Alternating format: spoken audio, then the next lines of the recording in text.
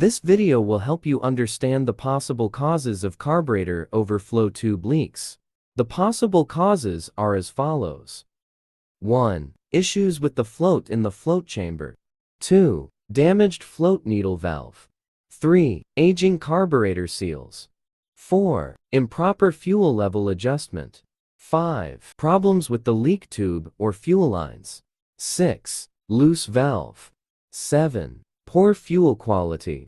For different causes of carburetor overflow tube leaks, the following solutions can be applied. 1. Check if the float is damaged. After removing the carburetor, check if the float has any cracks or deformation. If there are issues, the float should be replaced.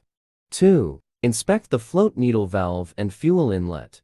Check if the float needle valve operates smoothly and is free of wear or sticking. Ensure that the needle valve is intact and that there are no blockages in the lines. If the needle valve is damaged, it should be replaced.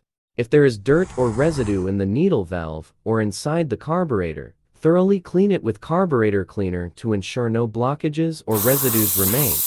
3. Replace any aging seals or gaskets. Inspect the carburetor seals and gaskets for signs of aging or damage. If any seals are compromised, replace them with new gaskets or sealing rings. 4. Adjust the float height. Ensure the float height is correct by following the specifications in the carburetor service manual. When adjusting the float height, keep it level to ensure the fuel level remains within the correct range. 5. Inspect and replace damaged fuel lines. Check the overflow tube for signs of aging, cracks, or damage. If there are issues, replace with a new fuel line and ensure a secure connection. 6. Check if any valves are loose. Inspect the float needle valve on the carburetor to ensure it operates correctly. If there is any looseness, make necessary adjustments promptly.